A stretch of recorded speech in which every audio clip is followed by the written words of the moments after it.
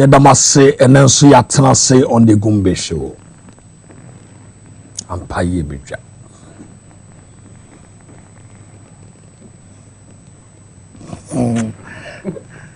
And then many a break.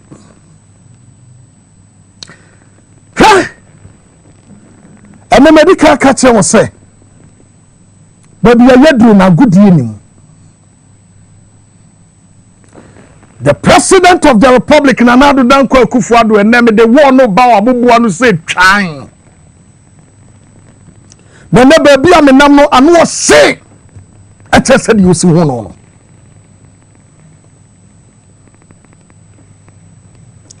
Area no ye woman no. Say yan soria nuna kasa. Gana way aba say aguye triso. It is only in Ghana. I know man penny to me man about appointment. You finish say a normal. It is only in Ghana. And the vice president what destroy the economy. Etuminya kukuduro ejina say monsanto abamame na me pestia. It is only in Ghana and a corrupt vice president.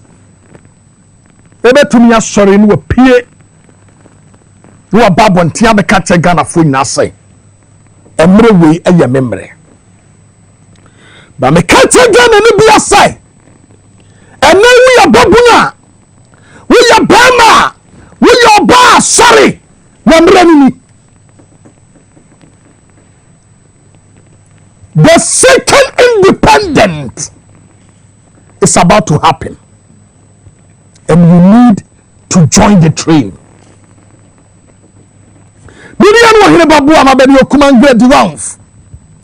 But that's it for tonight. And you fire.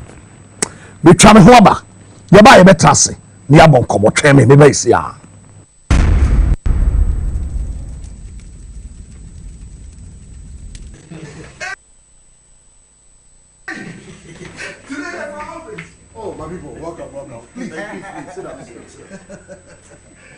Today you brought another gist.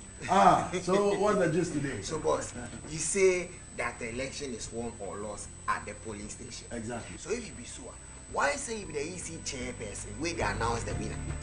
Why? Okay, all right. I get your point. Let me break it down for you. You see, in the presidential elections, the whole country is considered as one constituency. So all the results need to be collated from all the polling stations before the EC chair can arrive at the results to declare. You understand? Good. You see, it all starts at the polling station. Pink sheets with results at the polling station are forwarded to the constituency collation center. Here, the results from all the polling stations are collated and the constituency results are declared. The results are then posted right there at the center. So at the regional collation center, the results from all the constituencies within the region are collated and the regional winner is declared. The results are then posted at the center. Ooh. This process belongs, Papa. Massa, we've not even finished yet. Yes, so now the regional results are then forwarded to us at the EC head office. And remember, political party representatives are there, observers are there, the media is also there. All of them are monitoring everything very critically. You understand? And so, at the EC head office, under the monitoring of all the stakeholders, all that the EC chairperson does is to add up the results from all the 16 regions to arrive at the winner of the presidential elections. So the EC chair cannot declare any winner they want? Impossible. You understand? Look, in this process, there is no way the EC chair can declare a winner aside the one elected by the 40,000 polling stations across the country. Oh, I get down now. But how about the voting for the MPs? That one, how did they do it? That one is straightforward. Remember, that is at the constituency collation center. So the results from all the polling stations are put together and the results are declared right there. So again, if a party fails to properly collate their own pin sheet results, or not the Take note that all through this process, all political party agents and observers them did their feely. Nobody they sleep. From the polling stations to the constituency collation centers to the regional collation centers and even the national collation center at the EC head office. All political party agents and observers them did their constant. Them open them eyes all they watch everything feely. Nobody go fit steal this election inside. Look, even EC chairperson self no go fit steal this election inside. 2024 elections. It be Frenchim. It be clean. And with the whole time. No kululu. Yankoti adansie Spanish garlic mixture. Na wa fe na wati edro nka babedi hu adansie na. Edro de sa giga na ha baby a o. Me de kra manu me wi a me kope foforo atoni. Me won capsules wa me ye driver ni de me tina se de mu nyina ye adwuma.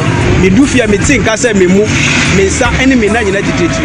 Last one na makoje no. Anya do we na omo fra ne Spanish mixture no. Oh ma, Spanish garlic mixture. Anwa na me no. Ai edo ma chenka. Sumu me de e. Cedric, mami ami di ho adanse entre no. Samu droba ko bi nsu na e wa adaka mo green no. Eno Who can we ana? Spanish Ginkgo capsules is good for retentive memory and anti-aging. Hey, me mami, na o ka bibia che na onkai. Ni we free nyama tentem. Ni skin ne body nyira nso asai. Me to bi man no. Ene otumi ka nyama kra na me kra abomi pusa. And check herbal center for and then the pharmacist can make an herbal shop. A painful about to more money for no kwada with the feeding you and come. FDA actually a great cratry.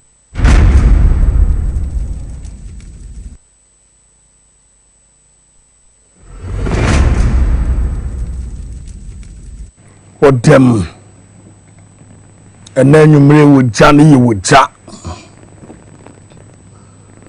Minimum baby come was serious one pa ya and that the best in no by yes. Sure. No cost some say. Martina say.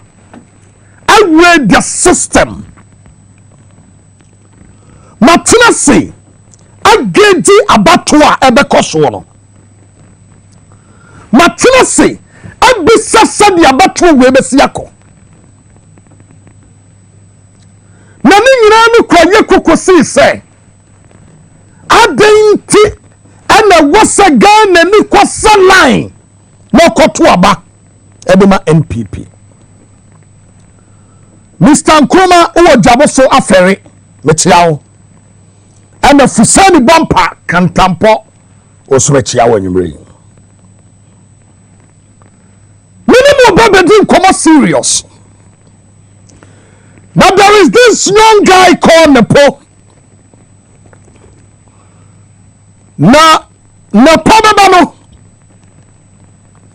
no be adwen yan se dimiye ko na wadimiye na no ba yo de ne ho baba ba womia no wo de entro ni bi abareka ho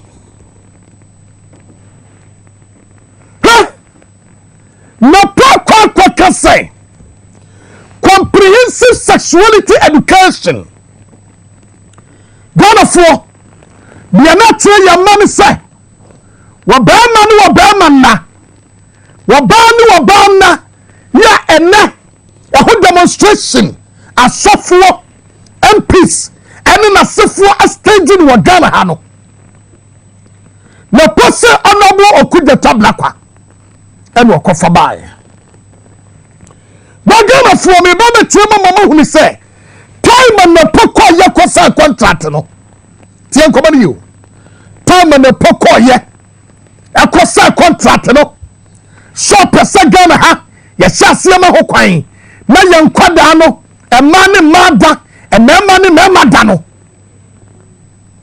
sanu mari nyina no na poni na nadu dan kwa Akufuado ena kofa bae na me pese mi bisa na pasam ena dey me pese mi bisa na pose e ba ne sai o metem ntia Ghana fo bia ya wonu ne po o ware ye at the age of 55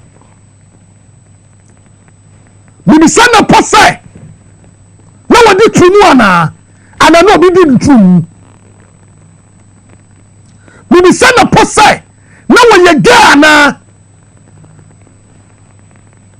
Wamra bontimetrim. The 7 problems ye penim difua. Na ye bi ni nepo. And na MPP ni message. MPP message. Aya Kimpaluta ye. Ekoye mama, ekoye papa. MPP message no no. Omo nam omo ka na kro omo no. Yo mo de beton omo message. Enu omo ye. Enu omo ye. Wo mo ba ye beto akonya so nu omo ye no. MPP for running away from their legacies. For the first time in the history of this nation,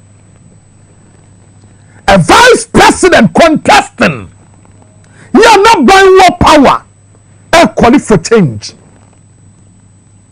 But when you see your system, now we're about better 11, now we're about better betting taxing, because the man penny on the far general, man yan sending one of this process in the buy. Therefore, Ghana for calling for change. Bawamia calling for change. Nepal calling for change. Because someone who said, we'll make that big time. But you catch a gun and be on there. I will be at your CSA. A change is coming. But Nepal, and no, Baba train say, young Quadano Sabi. On 4 2. Mama yan kwakwa na po video. Ya na po e tia bedwam. Ya watchechim the comprehensive sexuality education no. Do amade ba ye. Na ye wi a ni ya hwe entro a afi obetwa ka ho no. Ya hwe no so e de aka ho. Yan ko na po ho mra. The subject of sexuality education has become a very important matter, particularly for the youth in our societies. Indeed, the changing societal context characterized by the free flow of information, media pluralism, and the social media has necessitated the need for education systems to provide accurate information on sexuality education. We in Ghana have a guideline that I've shared with you that we see it as imperative if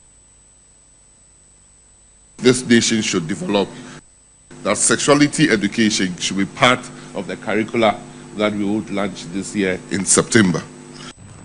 Very good. Sexuality education should be part of our curricula. You are launching September this year. That was then. Mama yemi sab Nepose. Adiani se ne wo hodida. Te said your castle could the top block the confirma enwa. E ba ne say. Ene ne po. O kase. I was say eka ho. Mini anum ye. Medical catch Ghana for na say. Yeka abanya enkontompone na da asanema. Eye NPP aban. For the first time I suffer wa Ghana atu ho agumonten so aye demonstration. Say yam passemra. Sa bema na wabana omampani akufo ado say ene yadi owu. But let me tell you something. Se mama yan sori anyina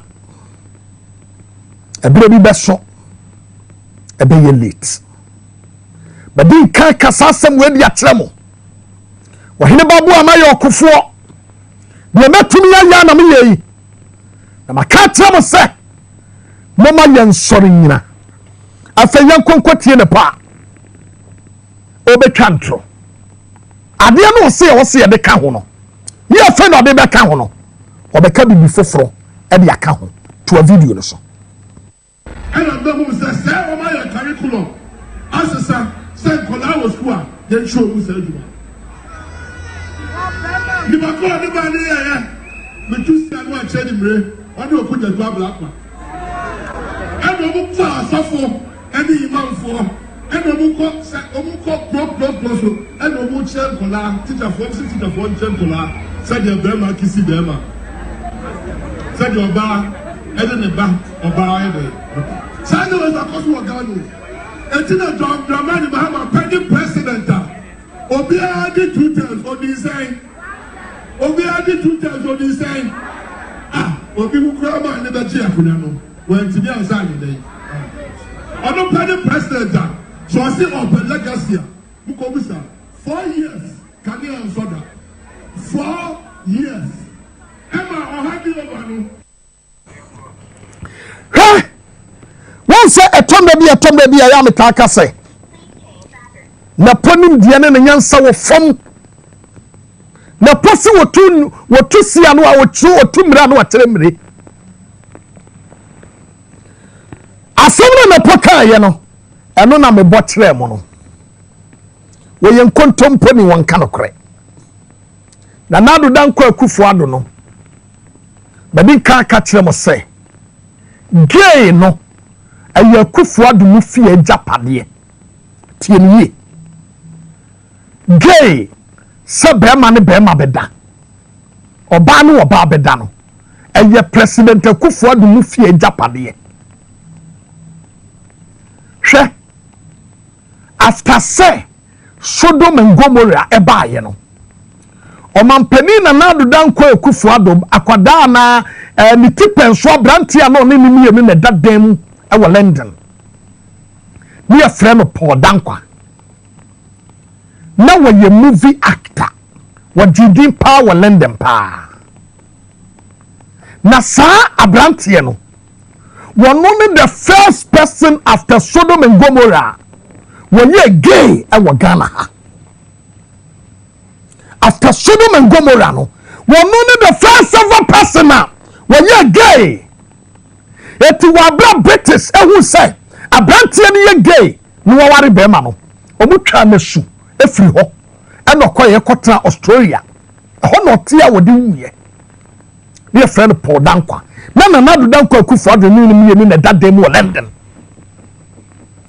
eti time na nadu ko Aljazeera no ni omu bisa no asimo kan ye me say ebere bi etwa mu na UK London ni anyi tum enso amanfo sori yom kan say change it no emra no ene yasesa no na nadu Dankwa akufo ado was referring to Paul Dankwa ye pamo no ye chanesu na me diatum he was referring to that enti no can say is bound to happen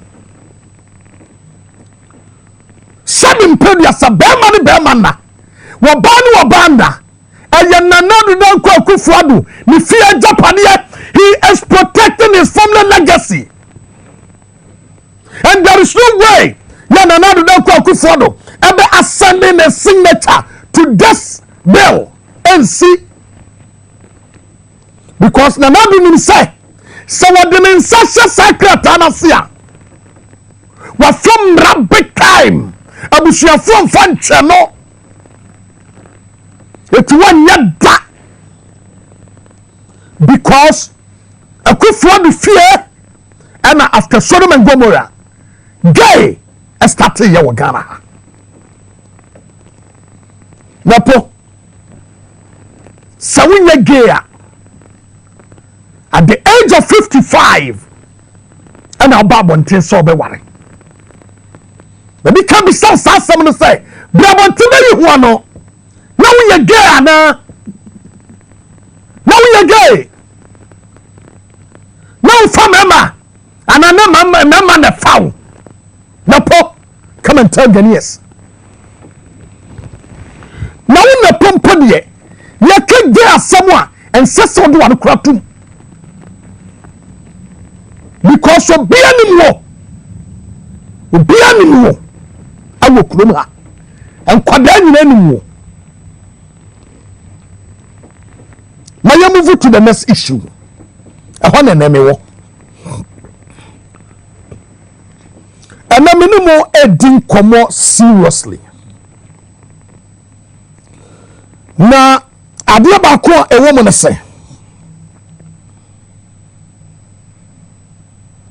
mo hunu ma bia ma me hu adwene me na se mama yan sori anyina ne na yan fan kodi entu ase na watena bi asambeba. This is the Japanese document. Obi owa Japanese document bia no omi enko page 9 na be kan asem bi wo hodi akere mo. Page 9 paragraph 1.4.3 mining, oil and gas industry. Ofori penny fee document emi when manual omudi bugana and everything no muka ye bia no abomi jeje. Number 1, we say our mining as well as oil and gas strategies constitute a major plank of the blueprint for controlling the extraction of natural resources which God has generously bestowed on Ghana, particularly the Achim land. We see almost strategies are we mudi egu akwemu and fa oil and gas and a former good year your friend gold, you know. Ya wanyankopon twedi apodi egu Achim asase so apoya mantem no kwasem obani jehu. We say growing environmental factors are rendering risky our use of illegal small-scale mining. Or see sadie and sassy any ensure esi saying no. Amana yadiya momu say wamba koso edi galam say illegal small-scale mining galam say no. Eba koso edi galam say apesika as a source of financing our political objectives. Wamba koso edi galam say apesika and no more de baba yo politics. Edi baba financing our political objectives. Yadiya way party aduma party yesika no ebeya dia momo esan say ensure essay ama ensase enso essay yemuvu we say there is therefore the need to roll out a more rigorous legal means of controlling significant stakes in the legal gold value chain. We say I was so mutumide shishafofro ya emrabeta chire ya san shishano ebetumi abu omama atimfo no atim mafias no atumi control the gold value chain. It is shishano na waso no moye we are small scale mining wo ho your large scale mining wo ho and your illegal mining which is known as galamsey. Enti sabuku wey sabia baya na beba muntino and president Akufo-Addo and bawomia and the Achim mafias atna say and omo de fofra your friend community mining at the baye and omo do omo boys omo do omo busiafo and the kogu anu say community mining wey no and blueprint ni mu and a Japanese document ni mu say yet the another legal means yet they control the gold industry no yet beba because illegal small scale mining no MYN and you see a different system yet them rather back no it ya yefofra your friend community mining. Therefore this a Japanese document and you create bia and what so be taking it serious because I did be a woman piano. You see, etina nado ani na busia estatin categorically so was say illegal small scale mining no say the environment ni say ni amanfo ni am no and was so many different process and no and am dey establish community mining. Mumi say President Akufo-Addo say your small scale mining your large scale mining and to submit to of magudia na enya ya bra because obi yam roba yetiri womani tiri etiamra no ene sani pano ebedi etiaba ne sai ene yenya illegal small scale mining na yeni nye ho a yenyi fi ho You was small scale mining, you were large scale mining. Now you're quoting for fra, your friend community mining. It is in the blueprint. And one more Japanese document. Some of the new company, Baba, was say, there is therefore the need to roll out a more rigorous legal means of controlling significant stakes in the legal gold value chain. There is therefore the need to roll out a more significant legal means. So what is that legal means? That legal means, any community mining. I've already told you, sir. And sister, you how much for the same way. And was so be a taking Japanese document very serious. Because I could for the Nana buying. And your mother say, I can't be a so. They will control Ghana. For Ghanaians, I just want you to understand, say, some mama yama yani amre, na ya sorry anyina, na ya ni wa man we ya si wa, asamba to yen.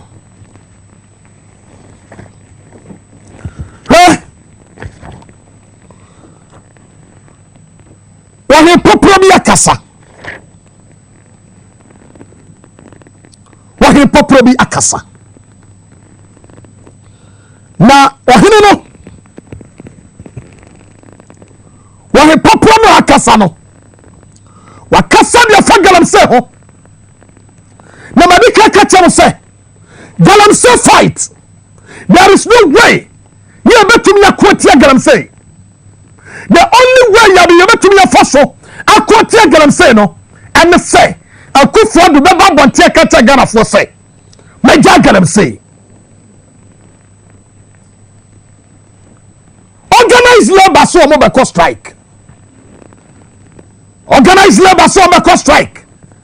All workers union aso be strike. President Akufo do no mo kwasiaye. Ne yatete say sika pm ho no from 100,000, 200,000, 300,000, 400,000 to 500,000 and what chain ho. Ne yatete no. So from 100,000 to 500,000 and not a manful. Omum Kusiaye, dear yet at Tiano. Now, commodity say, President Anadu don't call Kufado. Share that money. And when you are doing, come on, catch you, say 2020 election. Omu Yamaja Samba Quotia Galam say. No, me Yamaja Samba Quotia Galam say no. And Mamulu Su election over all the mining areas. At this time, they are not ready to lose those seats. So the best way I want some fashion to say, organized labor and tie womati. Now woman trouble in ye. Now but when we near on the good galamsey. Now but when we near was show mo bo saba womia ebe gu galamsey. Owi ya no bi mo kansa da bi na nu satam ni nya ya wuwa ni ya ne den wo man pani na da kwa Akufo do so bufuye so ene Dr. Frank Srebo, leader of Ghana Medical Association, actually Monte say Ghana Medical Association will not partake in the strike. Frank Srebo. And winning, omu committee nwa, organized labor a committee nwa.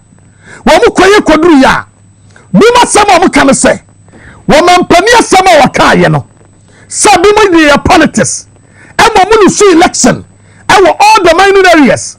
And in other way, Nintino, Abaya, and you now you organize it, we have all major political parties. Now will be Amra, we are two of for say, and more be on for mining, and yet politics be and more will be on you know so fun yet, so about the chairman of say, no mo nyina nto yebo ase ne yenu out system ya batuo ne mu no ya to wi a ya betumi ade aye adwuma enti yenya yenkɔ benkrom and that was and summer bimu bekaye and emra Ghana Medical Association and summit in us because Frank Sebo, president of the Ghana Medical Association, and you could find in the Decataba or in the Decataba, so sorry. It is some people that should be. And you're one more. Now, and then, Kofi Juma, Ababontia Bakase, Gihok. Wanu Kofi Juma no sena na so and Yakufuado because Kofi Juma Babema and the one Yakufuado Baba. Now Kofi Juma Babontia Bakase, why we are Bema no? Ko strike. O ko strike Baba no ready. Wo Kofi Juma. And now see a Tuama Ojire. Shemi panim. Woman nanse wo de wo koye. Me nyame na ho mobo. And now why ye keken kwasi asam. Wo Kofi Juma. We are problem ya si abwaje. Wo ancestor ye. Wo tenda wo be wo fasa so. Wo de akoda wo pani wu. Na mom wo gire ho wo tenda wo be wo no. E ken kwasi asam say. So be wo gi hawk. No court striker. We be in di. Damn you. Damn you. Kofi Juma, damn you. Damn you. Why are you say? And you what? A Kufuado. A man in my appointment, no man in Sonum appointment. They come in there. As you should be say. Sansa Buya, who Kofi Juma Wakano. The youth will rise up and you face the route. The catch you say, Bobby Adrian, Nippon show him. Bobby Adrian, Nippon shah, Makufuad was 4 years or 8 years a crano, Yan Shrono, not Kabusumi. I come assuming you know a walker. We are going to face you. And you will stop Galamsey in this country. I am telling you, we are not joking. You will stop it. We big Jack Galamsey, and will come here. Yet, I will say no more. Now, more Rantian and Mapa one. More Galamsey side to one. What can I say? Sadia Rakoso, Sadia Rakoso. Eh? Mamika send in Fantiamo. But the picture be added to so. Now I don't know, some to me a wajuma. Tetefono. One videos not can be young mahe. Tetefono. Etu Galamsey. There be a tetefono to Galamsey no. Ene utumi dia kuku. Me a friend on kon. Umutu amna no kwasa ase na se. Eti amna no kwa tumi dia kuku ma ne yi. The only thing is enkotom. Now to me draw a fool. And we be a to a full good year. No one is stopping anything. Minianum. Or we are John Dramani Mahama. One can't say what the black gold do. Or we are John Dramani Mahama say. And yes, see a bedroom sure so. About destroy your sure. And yes, see a bedroom quiet. About destroy quiet. Professor from Pomwating. I can't send me. Was say a da. NPP Abama Hokwain. Saying too good we are quiet. And I acquire shots, yes, a sofa in the hands of Wuntumi.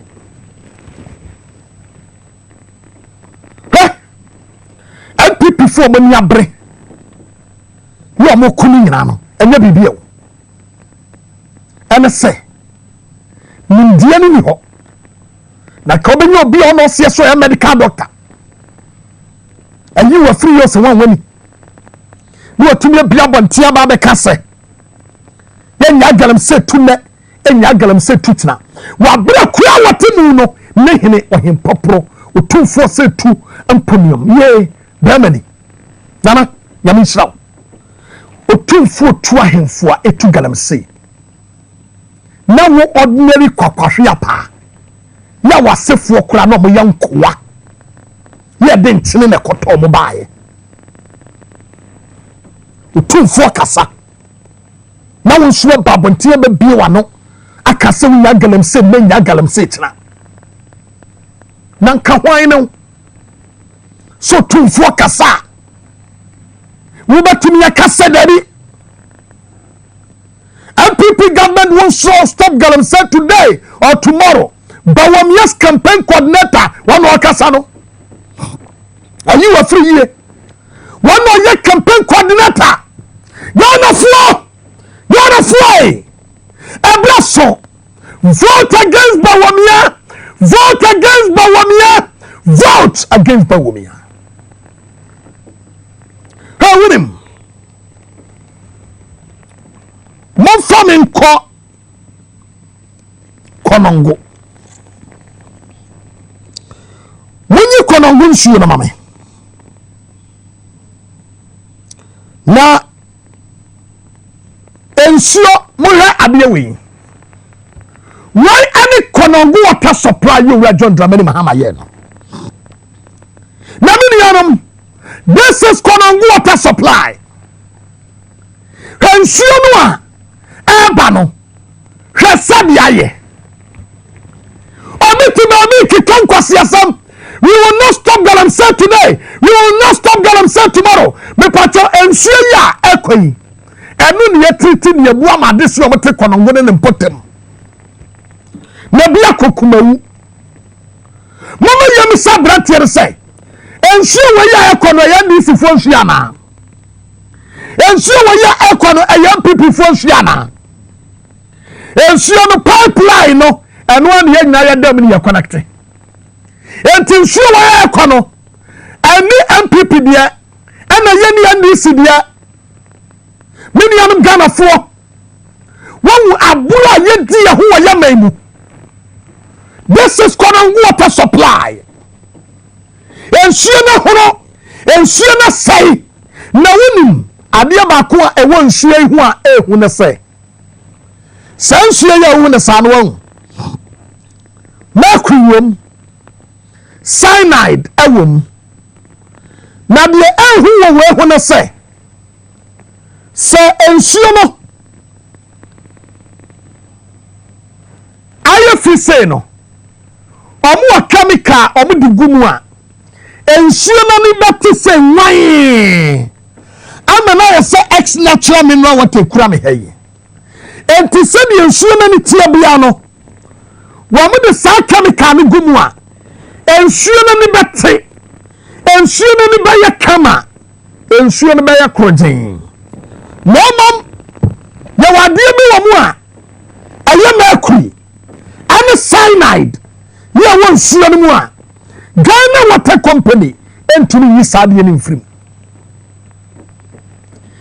na mercury ni cyanide ni so no ewura ni padua no mu a ebi ka affect kidney and wo liver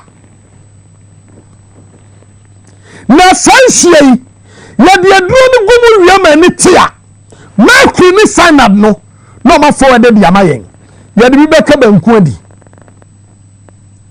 etutia mami ya asama no waka wose ensuo na hono no eno no de aduro ni de gumu a ensuo na ni ate esi hono na no de ya teke e de abramo mmadi milianu garafo etina me katia mo sai mama yenya de akoso no na yenyina yenkasantia e ma yenni akufo de ne ba wo me a wammo bra papa e wo Ghana ha no e ma mo ma yenni wo mati na yedu wo mati wo mbesa wo man na mayen etu suo ni ne o esuo na ahura si wo no e na de aduraguma eni atenwan eti Ghana Water Company enso de aduro ne bagum na atache na si ho no eni atenwan aba ba ese wei na wo mo de amamo na ade ba ko ehu ne se mercury no ene cyanide no wa sansuo we mu no omo yi fi na enye yi eti ebaba ofie wo banom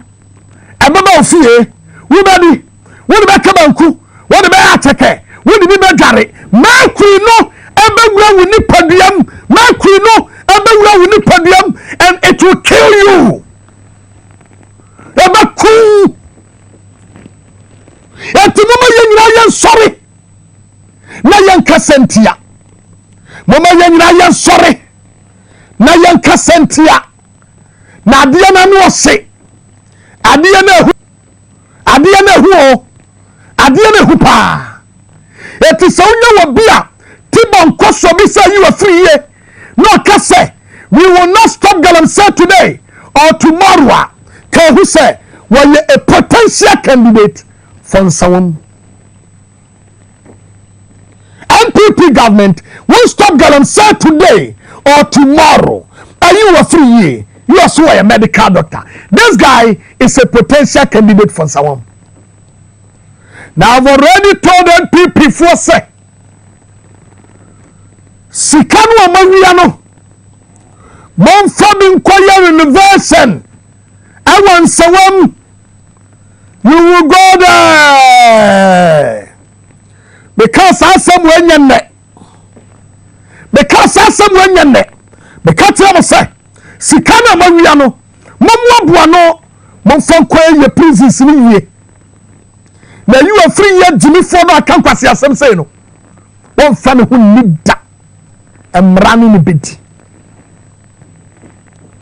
Na yanko ohine population o sabari matin mukwawo wodi na fasa na otwe wiye na nadi kukuduro ni nam yo kasetre kufuo do say enough is enough jai Galamsey no na nakati kufuo do say enough is enough jai Galamsey no ton no man ni munyo yanko ni yanko he na nankotie na namra me kasa kire yen president His Excellency Akufo-Addo. There, enough is enough. Them Galamsey human there. Offer banning to do yentra homa yensu say. Yentra homa yendachima wome yensu nom. Yenisika yedebe kran sufia brochira bagana. Enti ene pressman for ha. On kade osaberima otibuko eja denchra. Yes, offer embargo and to Galamsey do. Says small scale man no Sabado. Yes, you hear one fan call. No fama His Excellency President Akufo-Addo. There, concerned citizens now will show there. Yes, you say no one yatam for. With immediate effect, oh, yeah, 1 year bonnet. I dare say no coca, or there what you want. Or there what you want. And you press for one country and there, or Sabarima or Tibuko say. 1 hour, where demonstration there, yes, to say. Oh, yeah, 1. What do you hear my home? Or what do you pa? First year nsua ya de kotu nsuma ade be chebe hu de anya koto no enne nsufin we ya de nsua kotuma ye benya koto ye forest adanu meko heman kakum midru ho heavy rain onam forest na no ho nsupa na oroto ye ko ye nim kakra duru baby na nsu na atew forest na ho and autumn attract my ensu auto. Oh, yeah, then no. Or somebody ma otibukwa. Anya dentra or him popronom. Or say President Akufo-Addo. Ban Galamsey. Now, Bania President Akufo-Addo, eh? What said the Ghana wa Galamsey hono? What's your yembeso? Every quarter, you spend $36 million. $36 million. Huh? Every quarter.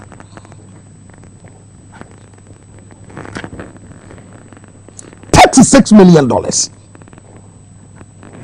We be bomwa. You are spending $72 million within 2 weeks. What the come $144 million every month to fight Galamsey. Taxpayers' money. Now when you are free of cancer, who say you will not stop Galamsey today, you will not stop Galamsey tomorrow. But must spend the taxpayers' money. $144 million every year, and they say every year, every month to fight Galamsey.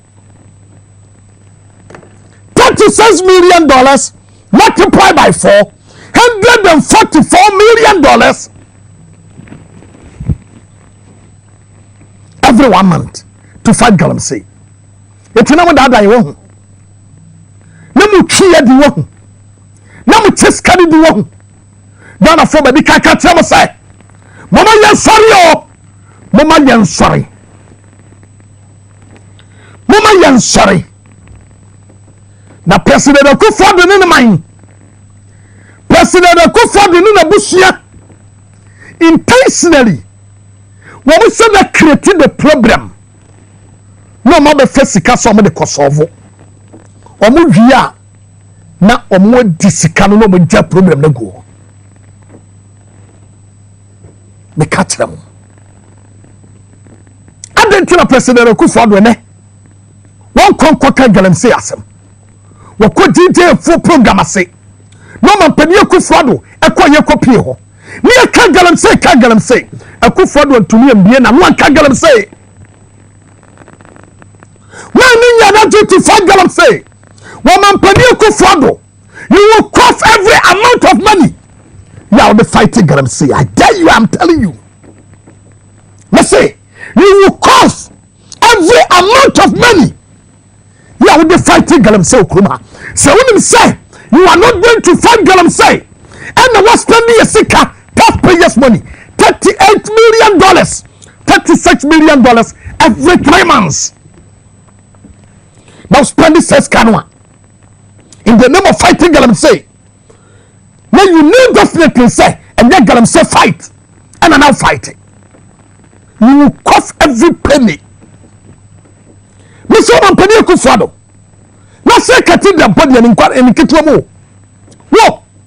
You will face the law. Now you mess so. And you think why you want to say, 100 overpower no. Me catch them on that. Say NDC man no kuno. Or my crowd for you. When the see, you have the better. When the bar, you have the bomb. About you know your quatolo. Woman Pania Akufo-Addo. When you bow on here, don't die. Mama Batwani ya Jojo. Mama Batwani ya di. Now we name now the seer. You have the better. And you're feeling good for mood. Obianya Berman chain with you. Krom Hamisi Hotel. Kwaya Yatimi, Mini Fle, Mini Dai, and there a free and no pa, and the Bessian Mre, Midi Yokogaria, Mini Beer, my common demi. Metia Mini Capre, I got nothing to lose. I got nothing to lose. What the buyer did not see in that selection. Mama ni ya Jojo. No be ya wadwe sabato na yebeto no. Mama ni ya Jojo. Na mo boni ya modi no. Na time about for accountability. Enu timu so mo bejane. Na enu timu ba ya kululu dia. And you done there. Ha. Yan koye na na sante hene ho. Na no 242. Otiko koso no. Na pia wo. Wo desie okuman grade 1 mini. Na pekonya ketwa bi ma marinsia. Na minadi. Pekonya bi mame. Na pekonya si wo mame. Na minadi. Ona no otiko koso na kura mepe. Na kasa. Me pa himfo a wo mutu a himfo so himfo otumfo akasa na hemfo din sem hu galamsey site wo chuo mo o move me out when you be afia konya so because mama ni ngwase aka no na wada roma me yanko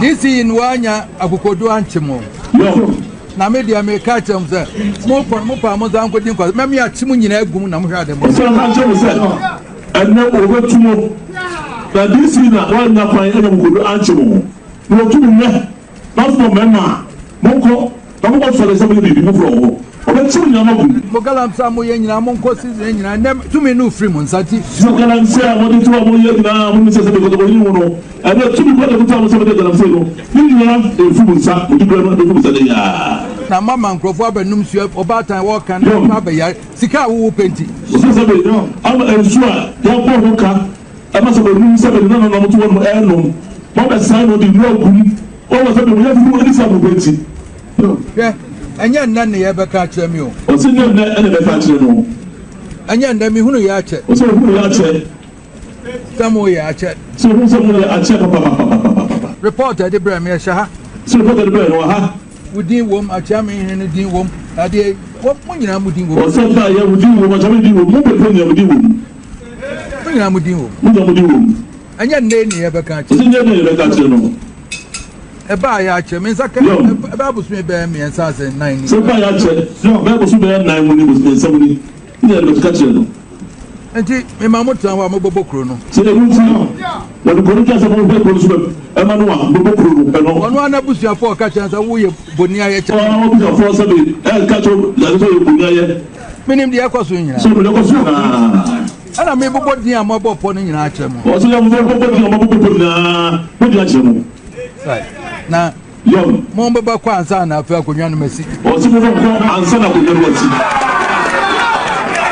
be me sa ka che o mo so ne se mo galam sa mo ye nyina mo nko season nyina nem tumi no free mo nsati so galam sa mo di to mo ye nyina mo mi se se be ko to ni wono ade tumi ko de ko to mo se be galam sa no ni nyina e fu mo nsa mo di bra no de fu mo sa de ya ade mo yeah friends assembly member no ne assembly member no unit committee member no unit committee member no so yo baka empanyifo no eja wo hwane mo kan chem hwan mo de eye pa mo kan chem o se se be fon de se gon kwa na aka no aka yeah akwa yen ko mo aka nyina ene o mo fi akonwa nto ne enko se ko no be so sa yo mo ro en pabo very good na otumfo te ho kase otu amanfo galamsey ya na wuwe nya kokudura be kase nya galamsey nya galamsey tina wadwi sha na mesremo mama me mfa sa asem we mfa mbom ansana hwe MPP fo me de sa asem we edema for free anka ewo se mo betua sika ma me ansa na makasa asem we di atrem nepo mo fa ne nko psychiatric hospital me hwe na dwenem ansa na you too late because nepo ne mandula oblungata no ense ehwa kapa na wama we serious and can princess yamane to abani bi because nepo oni sound mind nepo adwene no ehwa ka too much ya nepo no konfo kwa da ye pe okonfo kwa da kura no na dwene mu da hotel nepo sawudi nepo dwene ha na wode mo na mo bla dwene ha mana mo bra ni nyansa tenepo na podwumie na no wose na me hu ne se eye dam because ensese we do that level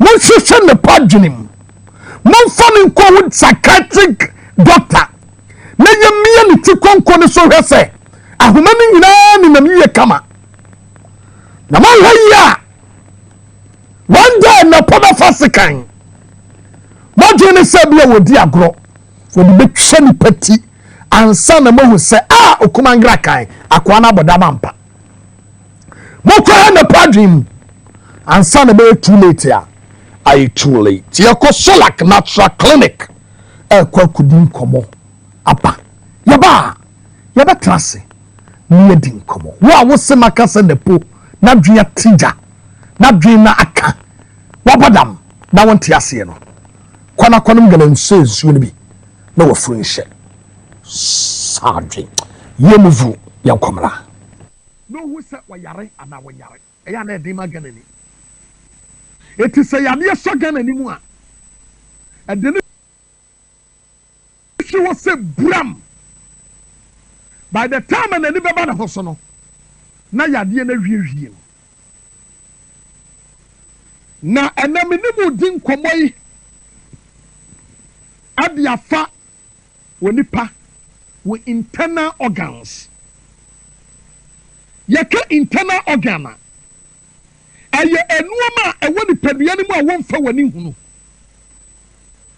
aye ni padua na kwa ni bi ya ese ni padua ni mu a wonfa wani mienu yi emfa ehunu eno ane ye frɛ no internal organs na yabahwe your liver and your kidney or prostate and so beba na yehwe your liver and your kidney minimum di kending komo se da bia yedidi na nipadua ne mo no se wowi banku akogumu a akwan a ebepie na ya yellow na afa woto no wonimu da etambra bia so mitumi nyame nan no wafa fedro ta but the konya sound breakdown no akoso we nipadua no no you don't know but you wonu ma mienu ya no na yes adwuma no enti ho ka aden se nipadua no betumi agina so take your kidney and your liver and fani woman yagro look broni kasembi ade fa kidney and liver ho natie what's it the liver filters or cleans the blood, removing toxins and waste that eventually leave the body through urine and feces. What's it the liver filters or cleans the blood? Wumajano ebiana a feeling kikawa biabem and we are in yediano and woman be ready pediano hadi pediano.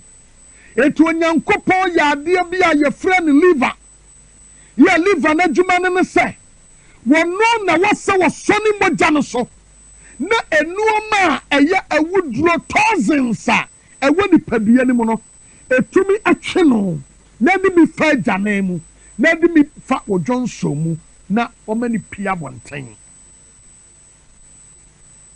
na fa nuoma no se liver na ntumi anye saa adwuma no a ewo se saa no ma boni ni nyina tene ni padua ni mu na ekun over 50% of one when you liver problem entias etina de bia me katla wo se eya hwe woni padua ni yi na tuwa na mon kokode check up.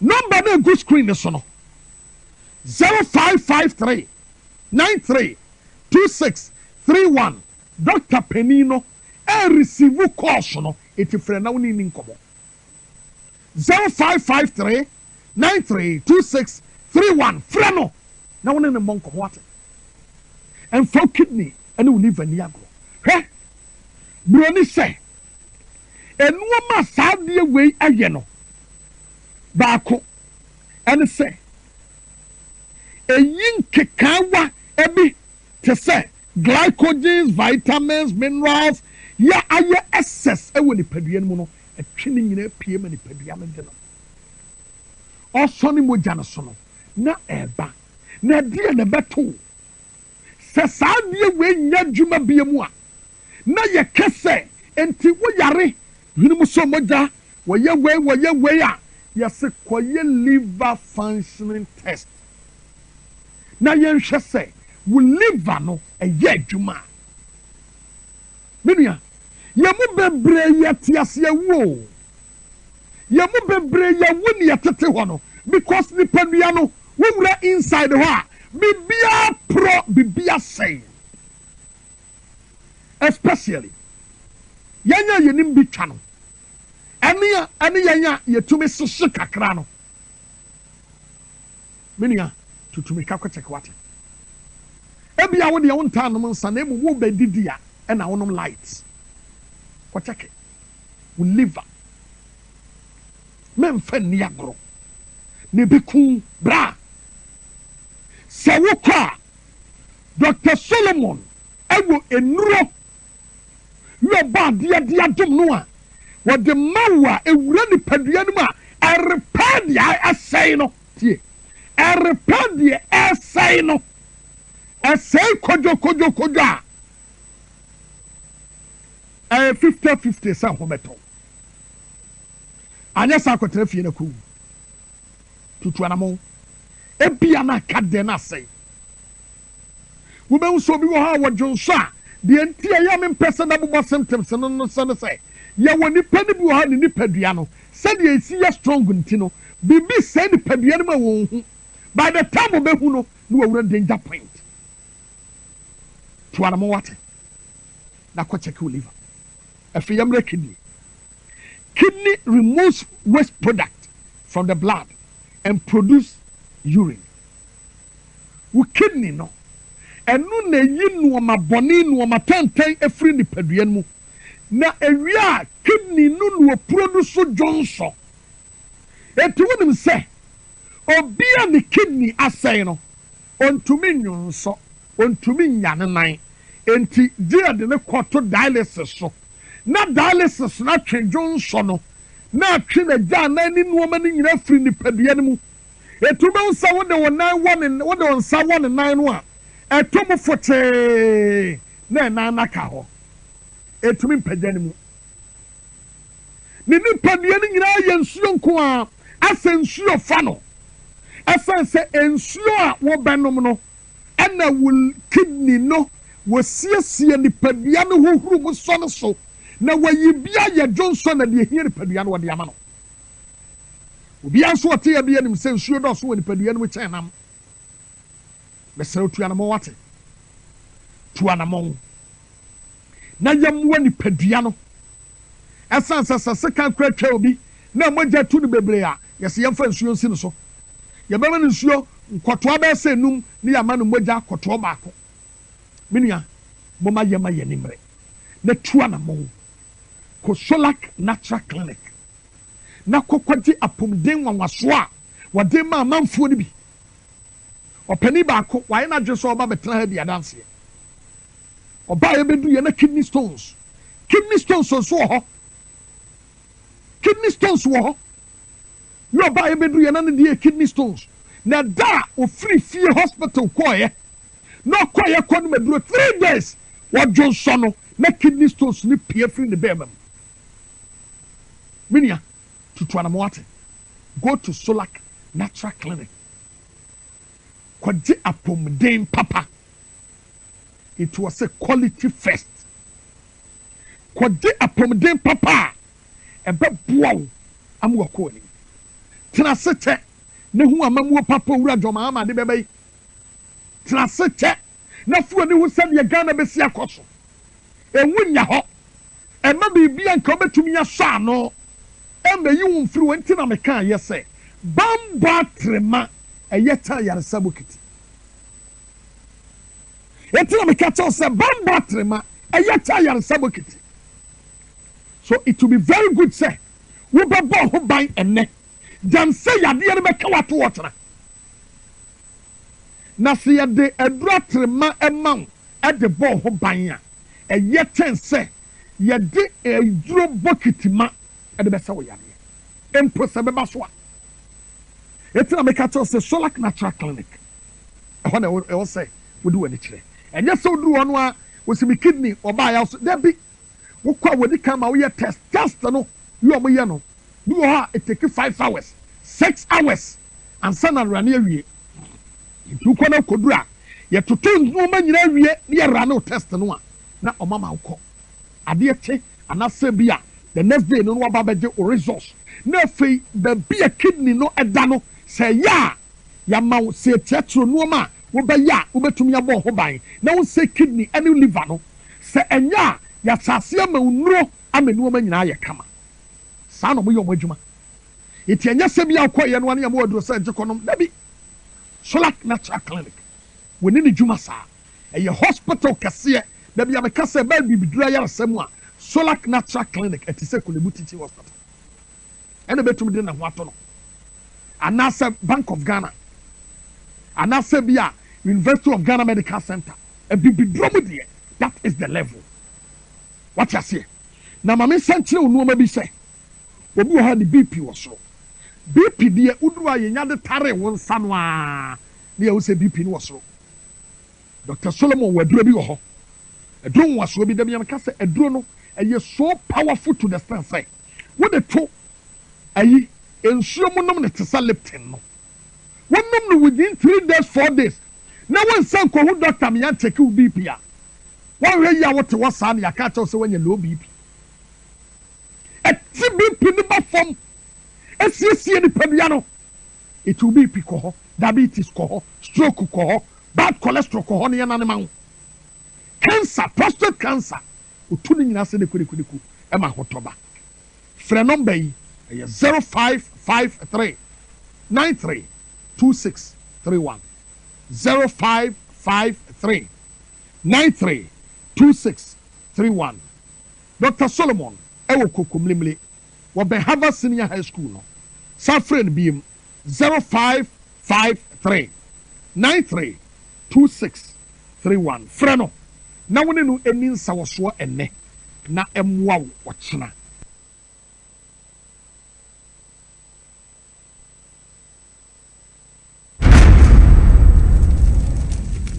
How far we've come these past 30 years. Welcome to Medimosis Clinic and Herbal Center, an award-winning and well-established health facility specializing in treating prostate-related diseases, male and female infertility, sexual weakness, erectile dysfunction, and a range of health concerns. Our state-of-the-art laboratories and equipment offer services such as digital X-ray, mammogram, 4D ultrasound, a fluoroscopy machine, and more. We have a well-stocked dispensary of herbal medicines, and not forgetting our fully equipped dental clinic where we perform excellent dental procedures. As we celebrate 30 years of serving our community with care and compassion, our team of experienced doctors, nurses, and staff will continue to support you on your journey to wellness. Thank you, Ghana, for entrusting us with your health. Here's to Medimosis Clinic. Medimosis Clinic and Herbal Center, your partner in health, now and for the years to come.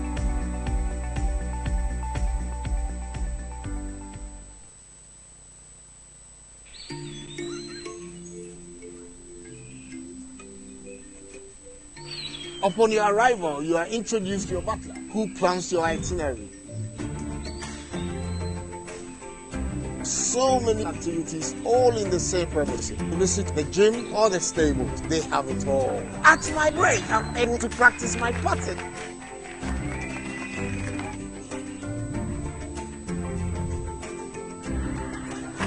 They used only electric vehicles here. This creates a serene environment. I'm told it's over 1,000 acres. My cabin here sits on 2 acres with a large terrace space overlooking my private swimming pool. Now this is royalty. They have their own farms, thousands of fruit trees. I can also have my lunch here at the waterfall. Quite a beautiful place you have yourself.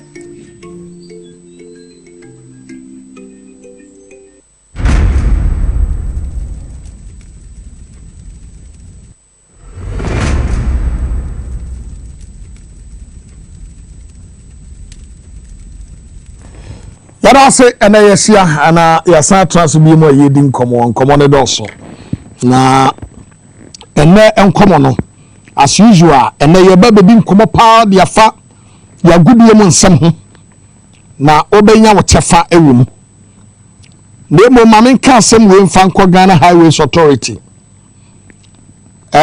matisi ayi deputy director of election ayi deputy director Ghana Highway Authority saa kwa na yayi no me beba wo so pa why me no be wie no krom ha pepepe because the why no ano ehye papa wo na we see you kra wo ayi Ghana Highway Authority kra no abra boda sen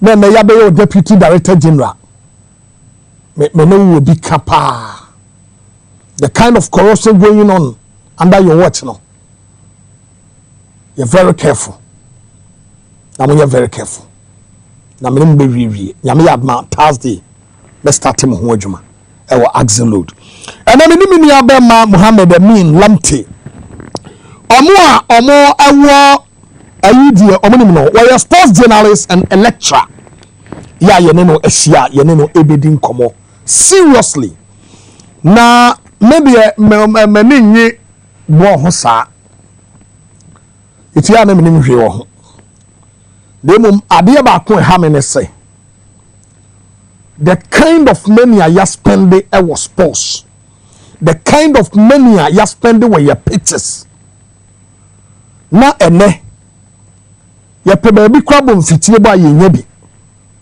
amene ye ne nam petogo chew togo so omuntumi from park mayen ema se ye ko South Africa o se ye ni Ivory Coast for na ko kasel se hiyo ababa ya se foforo esumete se your sport journalists bi o motete other media houses you o mukase se sports infrastructure Akufo-Addo is the best eni ye na ba na sen yewra ye mo akwaba na bokode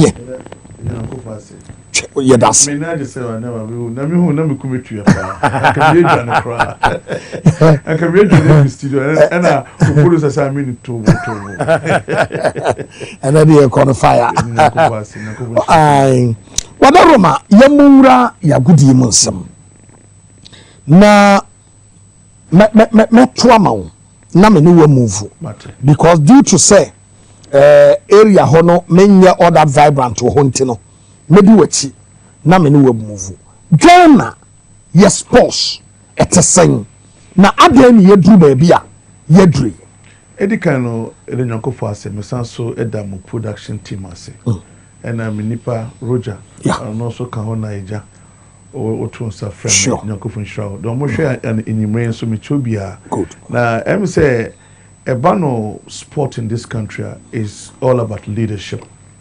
Oheneba, your kind of leadership, you started free the first president of this republic, President Dr. Kwame Nkrumah. Okay. Ono ebedru pampa sobiano who say sports no is more or less like the tool to unite Ghanaians. And to not start here on first person diagro cry, not only football, but who say football at the time was the passion of the nation. Okay. And to when we say that time no na or the football or started with infrastructure. Or started with the infrastructure no before no be bano crap say Kumasi Sports Stadium and the government ne CEO. Oh, and the government I think that organization been a CEO. They are under, yes, they are under more under this company Unilever. Oh, okay. Yes, they are under them. I don't know Musi Stadium now I think around 1950 something. So that time no the reason why Musi Stadium no na yem penny for omoye koko adwuma no. So that time no na koko ne ba bebre. E buy no e bo omo business. In their corporate social responsibility system no eno Musi Kumasi Sports Stadium omo de ma the omo eye koko farmers no. Wow. People don't know that is infrastructure. Ocean so Dr. Kwame Nkrumah obehu sano eno so ka ho na omo Ghana football tumpon pa ena in 1960 odejuma edema yenana Oheneba Oheneba edejuma no mano no ono so wantna ho obojuma papa nyagro Oheneba that time no wo share from the scratch no we have academicals uku school mo tournament na mo competition e yi mo ne de ko si bebi na mo didi na mo nom mo bo eja kakra no bo ye domestic league no na national team so aba Nkrumah so eka ho na se si a yebo African Championship yi se club bi ebo Ghana and obo South Africa no obo Egypt and Libya mo qualify na mo bo club championship. Nkrumah so ka na criticize no.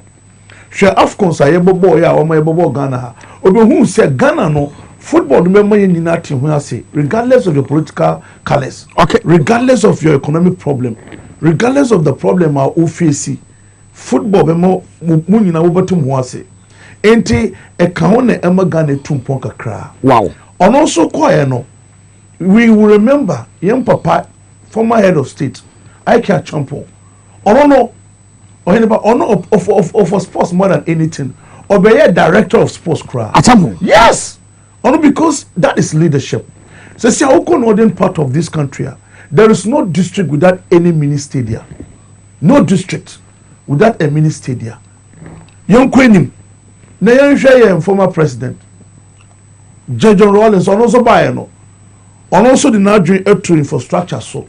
But the most important thing in Rawlings here no. Oheneba University, education university no.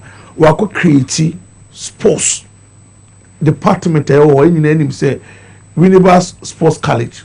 I don't know what is the issue. The issue is that Oheneba, you will say young are there also in sports, in terms of administration, in terms of management, in terms of identifying talent, in terms of grooming, nurturing the talent, in terms of representing the nation, and then now more the nationalism. Edi ato majumu, omuye na sana ebe boye. Efri hoy kono ye nyina ni made esi Share Professor Evans Atanos, Kepu Stadium. Share President John Dramani Mahama, Bukom Boxing Arena. Yeah. Se si ameno kase o si stadium ewo bole. Yeah. Just to tell you, say sports is all about leadership. Now someone okay the Oheneba. And it's na me many ajepa o share NDC manifesto 2020 elections. Yeah. They've captured all the things that we need to understand about sports. Oh, sir. Yes, they've captured because it is all about we trying to make sure say you best support to sports development. In this future manifesto, the most important thing is sports development. The sports development in Oheneba, you start with infrastructure. Into ubeti young president, incoming president to know or catch us say infrastructure is key to everything. Into who stadium no hoa. Now we want making sure say culture of maintenance. It is all about culture of maintenance. It's all about leadership. Wow. One way ni ma o shemaye. Say na o kan about yen stadia asembaya yen si caf catcher say yen tumi bo e Ghana no. Yeah. You was say yen boy bo so say yen penny for more bo modern kakra amazisi ano yen bo no Accra Sports Stadium. But make my catcher say this will be the end of it. It will never happen again under President John Dramani Mahama. Wow. Because he understands the game. Why is it that John Dramani Mahama is unique in the area of sports? Obia, he understands local governance. Because Obia was started as a unit committee member. Or to any member be assembly member. Or one be member of parliament. Any madi or a parliament. Or one be a deputy minister. And obey a minister. And obey a president. Obia every fear officer and a panel. No a vice president. And you may feel no a president. He understands sports. He understands football. He understands boxing. And to also know what assembly bring. Mpenimfo ekonenim edi proposal edi command. Who share the current NDC manifesto now anybody. Obi say instead be bre ebaye. Now so you want to mean capture bibia e was so. And it's in a Bukom Boxing Arena no. It was not part of his manifesto. The chance na ba no na Honorable Nila Tivonda at that time no. Honorable the late Dr. Mustafa Ahmed Mo. Omo nya sa deal no. Omo catch no. Omo konya assassin. And one you koyenim ejuma no. Wow. And one good thing about the current NDC manifesto no, even though we've not captured that one, Oheneba, it is about your peniophobia. Land ya earmark the sports no. People have encroached all the lands. Oh sir. Yes. Ebi me here because Edawson. Baku and say house. Edawson. Okay. Me Oheneba because make us ask me around 2,000 there, but I'm assembly member. I'm chairman of youth and sports subcommittee 2 times. Na me ejuma me ya pa. I went around teaching in Nungwamono Oko land sankrofo encroachia for sports Oheneba me catch us ukuma beto. Wow. Se si ano me ni ade say JM na do so da so. Into oba it is one of the first step. I was say yen kɔ check yen hwe yen map na e wo ho edima area bia no district assembly no obi ahwe ne de o hwe wo de na wonya land na then you can approach the government for us to go ahead with the infrastructure development. Mamima will move to this area. Na yen radio say Mami Kotu direct from Dan Kokuyobwa. Or say Aban way invest massively in sports development and infrastructure. Na omensin boteman any University of Ghana. So emiti standard ana ya yentumi mo ye matches ewo ho. Now what is the problem? And waka say Aban no so invest in AstroTurfs more than any other government. Yentumi yehwe wo so mane yeyana. My main country say asema kind of there very very subjective. Because I didn't think I only gone ohana ebe bande all your pitches about matches no. That is the question. In him say Oko Legon Stadium now. Yeah, it's a very nice edifice this year now, so there are so many question marks. Now AstroTurf are okay. When but much my catch say AstroTurf no would just come be omuye AstroFoni na. All those other omu create here no. Essay. And most of them they are not really according to the young fan say measurement no. Standard measurement ayedi bobo 11 no. Usha adano anso usha Madina diano say no. Essay Madina diano. Madina essay oko your friend say actually can diano so pitching essay ko share for them adie essay omuni na minimum contractors of ejuma no. Because how do you know that say what's infrastructure? What do you mean by infrastructure when it's not productive? Or anyone may catch you being on a radio station say me I even prefer the Socorro Park. Because Socorro Park no or even Nkola no kobo ball I won't trash you. Ube will say on one pitch Ubenya Nkola more than even 10. Yeah, you move ball mudia or move ball mudia. But AstroTurf no or anybody say we could show. No, yes, Utu and Sanawabo. Some niska won't remember. More bon so ya be mo tamu. Say 1 hour not 2 hours. I would try. Some time so I was a munjeho. Oh, yes, that is what is happening. Into what kind of development are we talking about? We are talking about grooming our football right from the coast level. And the coast level, then you know about coast in the years gone by, no. And you say, and you are so tough. And Socorro whereby share I bet town. In the past, we had uncountable pitches are uncountable. And the koshe, ko other areas, even Kakudi Park, on the woman, koshe pitches no they say no, AstroTurf no omunye wiye, but Nkolano still omuboso. And so asenso I say. Into what I'm trying to say here is that NDC understands sports development, and omun himself sports development no it goes with infrastructure. When it goes with infrastructure and also no, I will say you share the handlers of these athletes. You can athletes and only footballers, so boxers, basketball players, table tennis, omunina, and that is what JDM is promising to come and deliver to Ghanaians. Into some dangoku more kind of there is a political talk. Because if you want to do a critical analysis of infrastructure, no, let's look at when at time of what are the benefits. We need to be very critical in our analysis. It is all about the idea of Moody's it is all about the benefit that Ghanaians would derive from it. And for me, I still have a lot of questions to ask regards to the comment or Yes, share AstroTurfs no. Now you share the benefit to young players on majority of complaints say omo training AstroTurfs no so a we say omo enantun omo ya omo nantiri omo beko fie no omo ni padua nyina ya omo ya so omo nya sakura pictures na nko pe. One, is it because of say we are not grateful enough to the president AstroTurf no ho? And I say, what do you think is the problem untia ama majority of them no ekasa? No, it's the same as the issue I make from the beginning. It's leadership. AstroTurf we no. AstroTurf we be ebia yam fa say South Africa no. All the bagana ebia because of young weather no and to me working. Okay. And that is why JDM is closely working with consultant. Urban infrastructure now. me could see stadium Ewa Bogatanga. Maybe I don't need the same material to come and put up a stadium here in Accra. So as what if I'm you know, it depends on the material. Material modia you know. May share idea was so no. Oheneba may share idea was so idea almost starting a year and send at buy no. It depends on the quality of the material we use here. So what I say, and so say, Nkrofo omu coachy sub footballers see, the omu kamo omu administrators no, there should be people that understand the rudiment of the pitch. And that pitch beyond players ekobo also. And then no one say all national teams no, say team no correct trainer.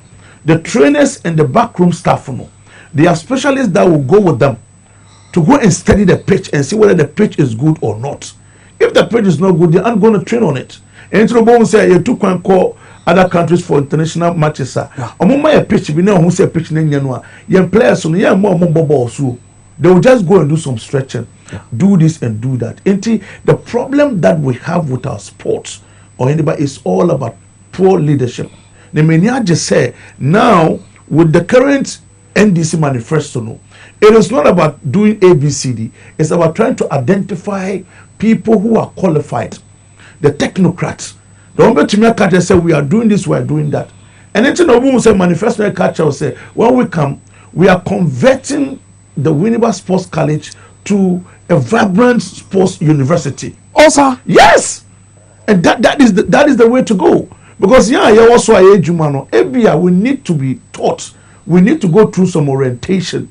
Yes, you are the bar. It will be quite different because other countries now. Now on Tiase, where did they learn what they are doing today? So it means with this idea, it will help us because say also no. Your manifesto no catch up say we are trying to establish sports development fund. Sports development fund. The Sadia no so because the JDM was sports development fund now. Your young Crawford or Motiasia or trust or more. Eja, you bring himself football no in here say, basketball in here say, into all the federations no, Ghana Boxing Authority, Ghana Football Association or whatever, we will have a network. So that network no, everyone may say, oh, football the omu here say, pitches no, your current district now in here. Pitch number 1, number 2, number 3, number 4 is enough for starters. Ebia yabano bukuma omo dia boxing. Sure. Into omo here boxing arena. Ebia bakwa na menu. Ukokuma so omo here say na omo here say. That is what the NDC is going to do. So it's all about establishing the network. Emma federation so no obi abamo ya tiase say when I mepe. Ocean so another area many aje also. It's about coast football. Okay, coast football. And Obu say, Omapenyo can say no. Also, not just so coast football. So okay, because that is the cradle of football in this country. Not only football, even boxing and other sporting disciplines. But we need to identify the talent at the novices level. Novices na young kola. Say say na meba me who ewo TikTok so. Akola me need this 4 years. Or both table tennis only ni mame. Who Mebo modern for a damo, Ebia needs to Kanawabo. Okay. And Yagro, it will to me a discover almost at time or not. Then they go through the process. They will become maybe juvenile to amateur to professional.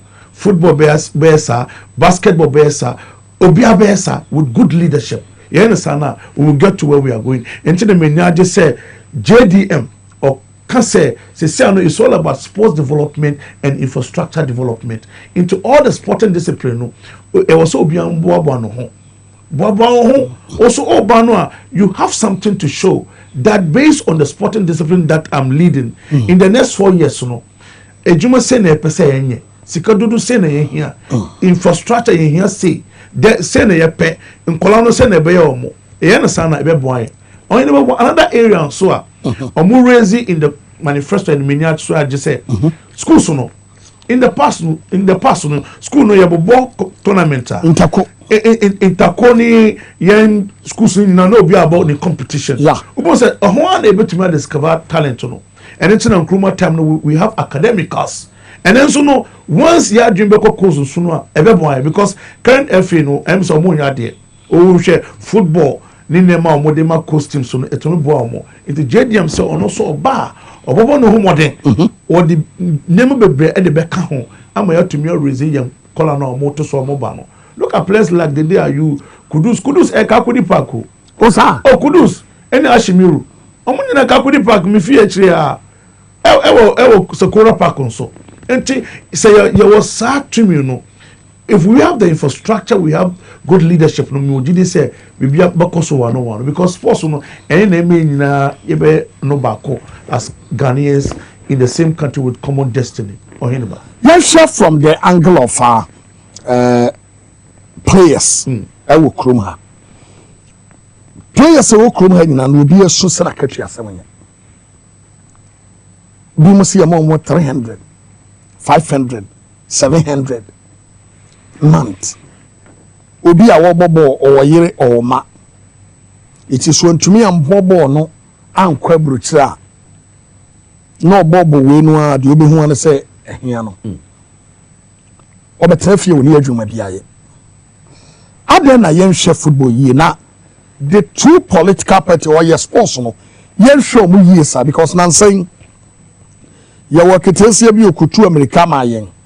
O man hwe no so a naturalize am say US was saying na e was say so ye heroes emu ya ebetu ya benefit yen any policies are abran mi no o so di tuda no o hwe manifesto na JDM can say or the be ka ho head the Premier Division club sure. No you know on say is going to augment maybe say 1250 Ghana or the 50 be kan what the amount and make no Sadia no is a very, very welcome news. Wow. Said no, they should be very excited about it.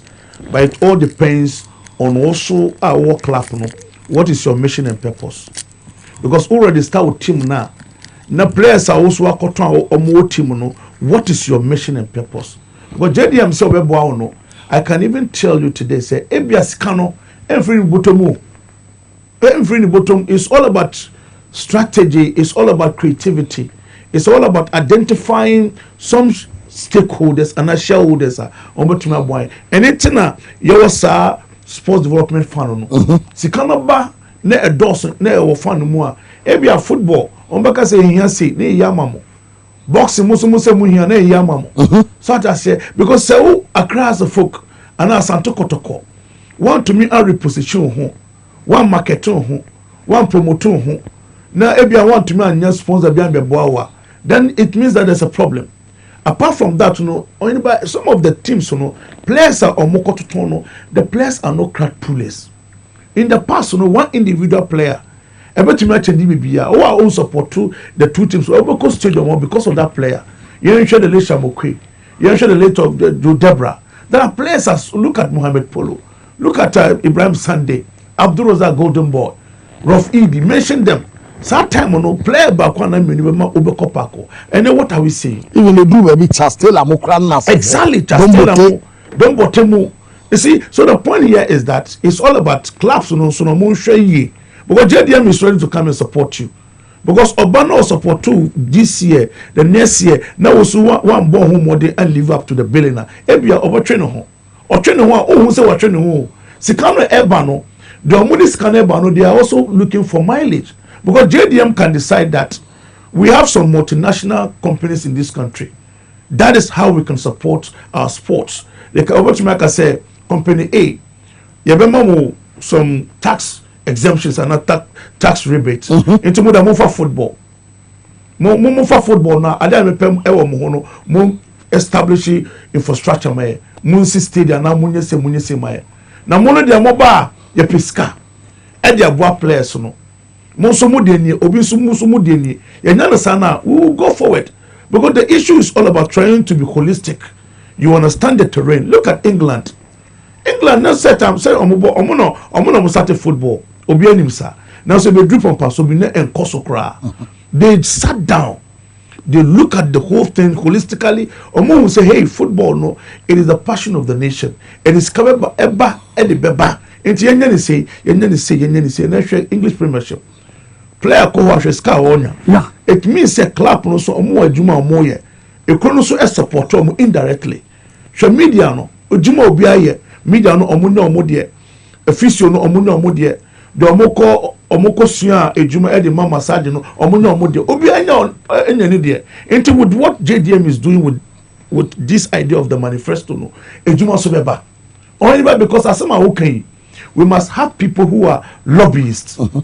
Lobbyists no JDM eba who ojuma oba no would just go out there and identify the companies. If this company is conversant with boxing, Oba, we will know how to go about it. The government of the day will help you to be able to deal with your tax issues. Also, it's also one year Jumano. So, no percentage, 1 year Jumano. The Oton Katiano, the Otun Sono, the also Okakoto be able to sit on also Benedict. This is the way to go. The media more GDS say with the ideas are JDM or the Bano. With the idea of university also establish Edema sports no. You best there because you're there administratively in terms of managing the players now. Even we need psychologists. Or most of the class no need psychologists. We don't have them because they are not in the system.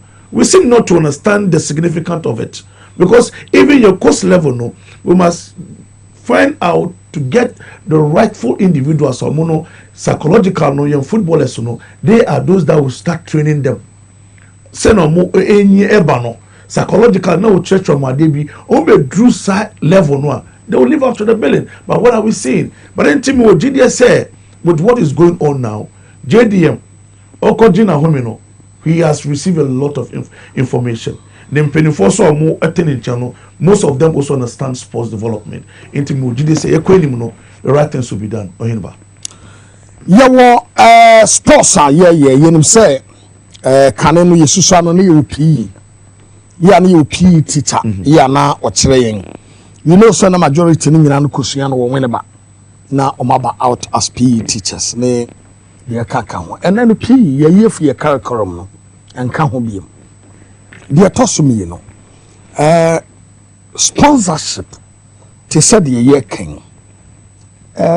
In new hopium because minim say ye match no, and a hunya kono, se clubs no na hunya kono, se or mine wa ye team no sona companies no MS also.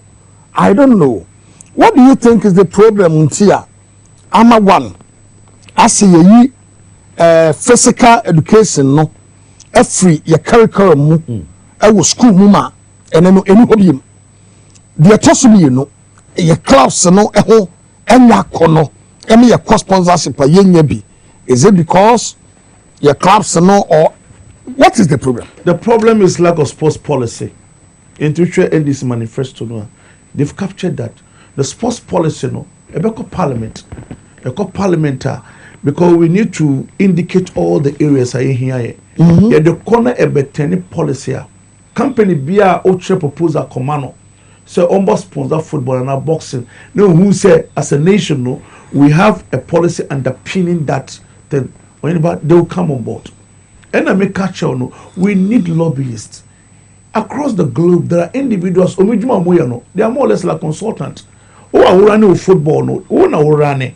Here obi ono so nedwuma no ono onim de way kasa obi ho Oheneba or share proposals or do come out potential sponsor obechase na wo say wo brofa wo chere no so wo chere wo de no do kwa yemboa. There are people who have specialized in that area, so we need to identify them. A band of sponsorship for the year because for this year no football mo de on him, basketball mo de on him. It you ben young penifo betna say sleepless night, then they are working on it. Almost submit, they will live up to the billing. And anything I make catch about the sports policy, no. Until JDM will say, are there questions about sports development, infrastructure development, grooming our talent? You know, we need a policy. Okay, policy no boy. Until some will be some media, it all underpin policy. Okay, and NDC government will come out with it. Yeah, well, I did when you know why it is taken out from our education system. Because eneno ena meka no nkwala no obehu so oho mo si yekopi ekotetren yempom kakra obehu so bia no mabobo so kakra no mo dia tetron mo mpom ti akwada no wo ha onim so physical education ehunhia eno na sefo now it is no longer part of our curriculum. Because of lack of the policy. Okay. Because in the past, even banks say, oh, crew, you are leak or mobile. So now, catch them. Yes, I'll be Uber Premier League. Uber banker, we almost more leak or mobile. Into team, so team crap more 100 Ghana. Bank number to me, chow, be 1,000 Ghana. Yeah. And I'll for a call. Sessa game, you share security services. No. In the past, no, a lot of footballers and now boxers near other sporting discipline, no, they have interest in going to the security services. Into they use sports almost through games. A call. So I make catch about in the past, no, schools, no, you're going on competition now. A one year picky. Time and one of Upper East region, Bolga, Sandema, Navrongo, and Iboko. Your original tournament, about boxing, basketball, tennis, BBA, ewo. And so this is what we need. In American policy, no, policy is going to capture all this. Into a compulsory. Government can even have the money for the next even 20 years.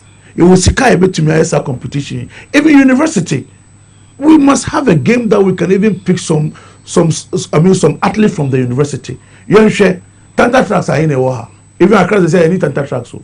Oh sir. Such champion man so you be Botema. Botema, wako home. You see the point? It says say I feel near. Yeah, even table tennis scrap or yebui. Some time ago, Oheneba me who say areas and I just cry. Obo say no young guys no more say T area be no mobile table tennis. And no more. Oh, no, exactly. Into when no me patch say when we have the sports policy as a government, that is what is going to dictate the pace. So Oba, you have something to say from it, and then government will support you to go. And Americanos, it is not the government that is even going to support everything. May catch you, Kumasi Sports Stadium, Babaya Sports Stadium, and the government is here. Cape Coast there is here under the late president Atamosuno, and the government. It is in collaboration with the Chinese. And that is how it should go. We should have individuals. Ambassadors are mutu kwa other countries as ambassadors. What can they come to our aid and support us through sports? Then district assembly, chief executives they must tell us that what are they going to do when it comes to sports. Young members of parliament, Oheneba said all members of parliament, Becca say every constituency, Mansia, Messi Bakwana Minu, mini stadia, and see how President JDM would applaud you. But some of them are more quiet. Because there is no policy, because there is no guidelines, because there is no any setting of priorities, the Bakono Kwa and Bibia and Kosomano. But we did say this is the time. Yes, you are there be brave. With the coming of JDM, did say things will change. Yes, share league. I told me bia. Minim also. Me say many yes person. But I say ball titu. Me per wrestling any boxing ne mirikatuo ne those kinds no me wo hobad board ye em say me nye all that fun that sa me mum say ebi a wuti TV ho na ye bo matcha so we TV so ebi a EPL ana we wo share the way ya coordination no esi ko ball ne fair eye en na sefo wo sha na wo kwa do no ani ade nti ye yutu no obekwa kotue sika kra kɔhwe wo twa ho bet aka ho ye de no ye ba the same ball kra no ano ase ye bo nkro player no free akɔ no ho ano a obodi omubo ni bi omoba hape na de na sesa page tantantan uye TV ani a basa asi edi agrobi.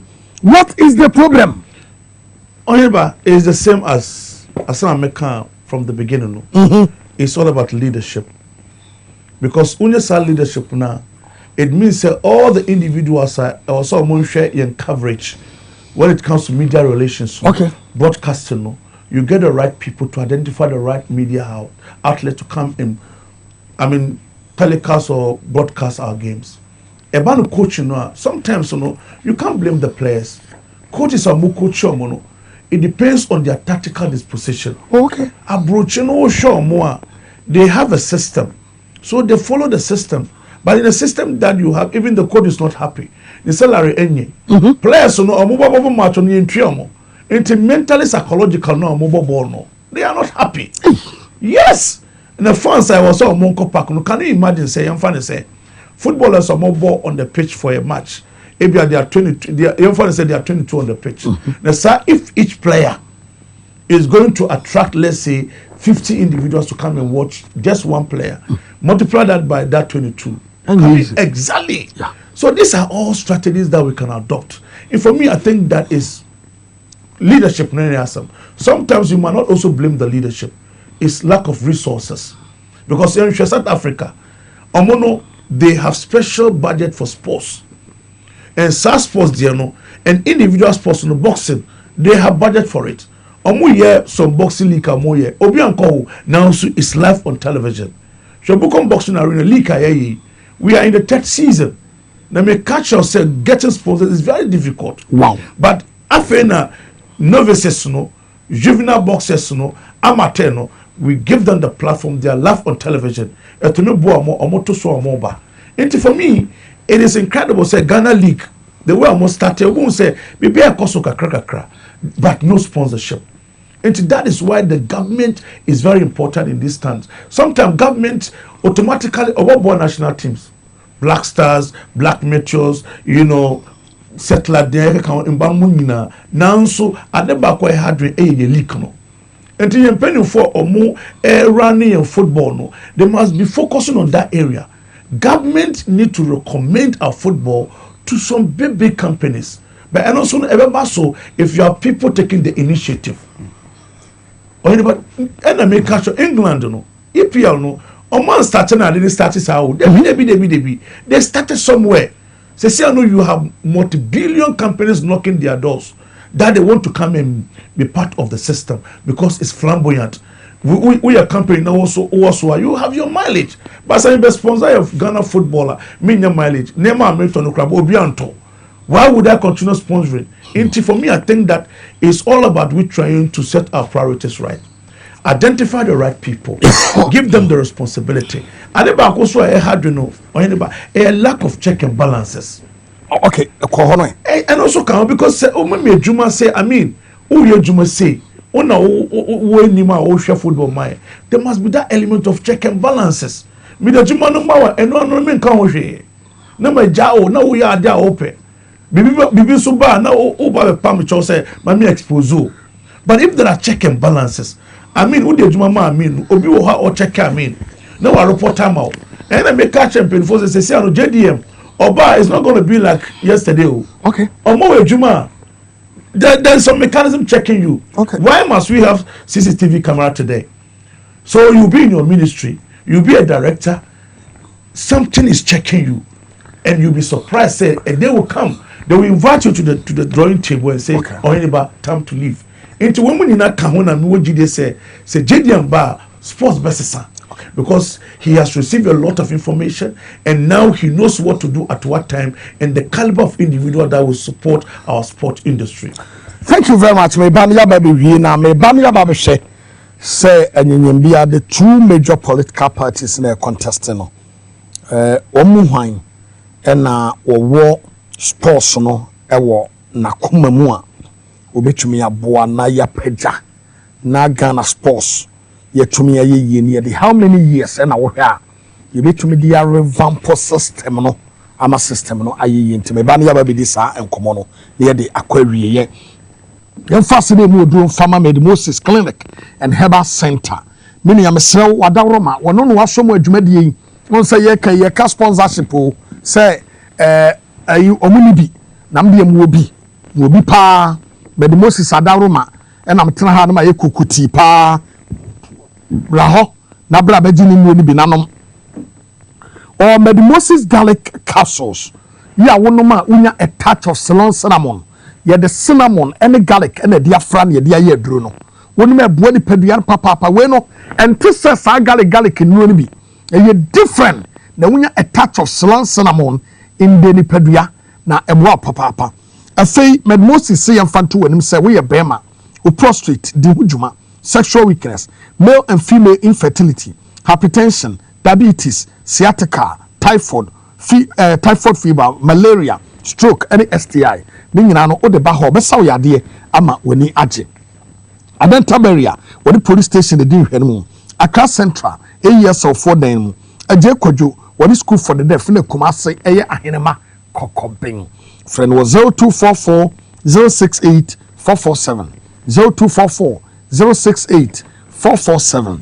Mamin kamfo ema wo se ebre bia dru ye wo so obi akọ Solak Natural Clinic no ko he ni kidney ani ni liver o kidney ni o liver no amabo hu dawura babo no ase Solak nsa ya de bia da bia wo because kidney ni liver no kum ni padodo itina makamfo ama wo se tumeka na ko next week me ba me de wie ba memene no ha amu se eduro no etiapo eye eboa e ma nipadua no ejina so Solak Natural Clinic o kidney and o liver fako oko komlemle obe Harvard Senior High School no freno 0553 932631 0553 932631 Ghana Help Therapeutics or the Ghana Bam Ediaba and tutuo sasabro wapo so kotodwe o chiribremo kasem pompo unya bia a boyfriend Ghana Bam your Garaman capsules ya eboa mema papa emo me ya bigger stronger and longer otiase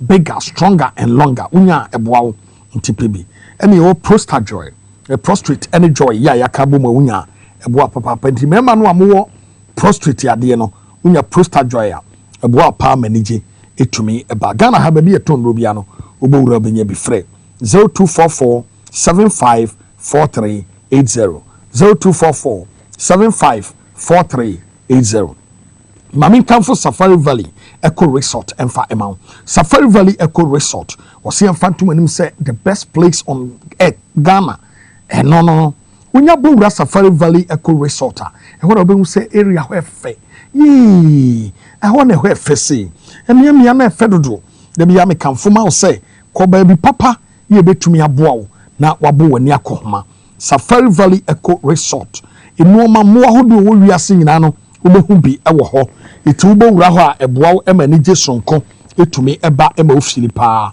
Safari Valley Eco Resort omo wo Okre district Adukrom side ho for 0596 914394 0596 914394 Edu Herbal Clinic wose yemfanto Ghana fo nyinanim say obeboa wo ama wo ho ato SMB test no edu papa no ye wunya ebua ni padua no eno no SMB test B test for the men B test for women wadaroma SMB test beboa wo mema no mununum bi ema no munum bi na emyi musisimu adwuma na fe ema munni bi do matenka emra high wobetumi ne Dr. Edu atwetwen komo e 0558 379545 0558 379545 Spanish Ginkgo capsules ye strategy free Ginkgo biloba ni soya oil wunya binom a ebo ni padua no papa ebo adwene ene akoma ho ban esiesie ni padua no e wakoni asam bia so ntunya Spanish Ginkgo capsules a ebo ekuta anti aging to no ma wunyini da sanso ene your Spanish garlic mixture ne capsules wona setata waduru no ojun so bebra waduru no bad cholesterol waduru no any menstrual disorders waduru any it is you now ho ento antekeba eno mo de edupai eba e from e was 0266114111 0266114111 nondu abo pepepe ye wose yeko nemum me de no de be ma asema etwato na fe yenko send our kind I think that will be some say two political parties no sure the history is clear for everybody to see and be able to know say one a bit me boy because my background no the infrastructure development in Mekaye we share JDMZ no is putting up a multi-purpose stadium in Bole. Wow. That tells you Bukom Boxing Arena was not part of his manifesto. He put up Bukom Boxing Arena. In National Mosque Kandano, it was not part of NDC manifesto. Okay, chance on no go and see the edifice. Enti Oyobia what Tinemasi. He understands sport. He himself is a sportsman. Bukom Boxing Arena say Wabahosa, me will ring more ring announcer. He has Obahosa. And to which I say he is a leader who understands sports. NDC undoubtedly, which is to know. We've created a lot of things. Ono Obano is just coming to revive all the Asama in terms of infrastructure, in terms of development, in terms of co-soccer, in terms of all the disciplines. No, Adebanko so okay emba more sport no. Sure. Yamame, Yanana, the running mate, Prof. And also in the days to come, no. Or there are some kitchen all the to about and they are my young girls no more bano. Okay. Yes, she would tell them the significance of sports, especially young bano. Very soon. Yes, very soon. A very simple statement to be. State Arabia some 2 lines to be. Or catch in colon in bano or motors or more bano. Says sports is very important because sports you know to me Ghana no ejuma economic connect me boy because when you say obase or yadia o piano. That is the advantage that Ghanaians have today. You have a president who is conversant with the system, and then you have a vice president who is coming, tried and tested, or to be biase, and also know or the know who epic, or the know who get closer to the youngest coming up in sports. That was a part. I'm just urging everybody to understand that JDM is the best person for us when it comes to sports and other areas because the painful people are more framing. Say they've gone through the NDC manifesto when it comes to sports. They understood everything. Some of them are even preparing their proposals. I must say I have to really thank JDM because before the manifesto comes out, most of them were contacted. Yes, they give out their inputs. Okay. Yeah, they give up their input. Or more input. Some of them were captured in the manifesto. Some of them are young capture. No, JDM may capture. Almost say not that you to me capture. I don't know a dorsal. Until later on your bar, we will implement some of your ideas. Very good, Medasa Papa Yera Muhammad Amin Lamte and Yatanin Kano. Where and Century assign a year or Churchini.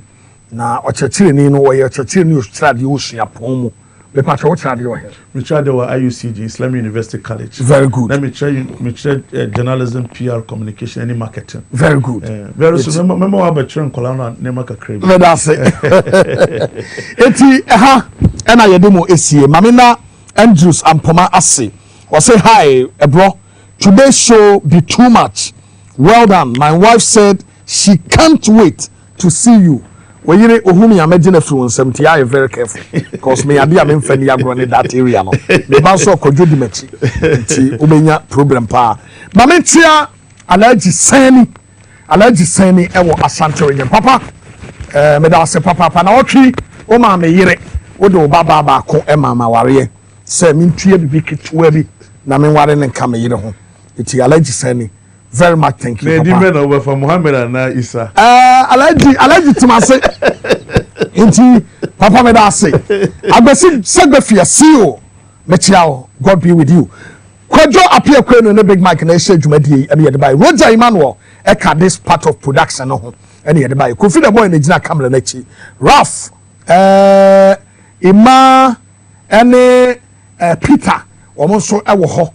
And our moboye MC amenu manyina to me by midi and the Okumangra Diwanf Oheneba Boamah Bennie nyame aduma Thursday you be sign at the Gumbe show another segment for at the Abremo for another year the air can say ye the mo esi amusu apani CC Crenshaw papa ciao ye da se wata de na sheme ye da papa ibe sie biem na wotwe a ibe simu ana Thursday ye da wase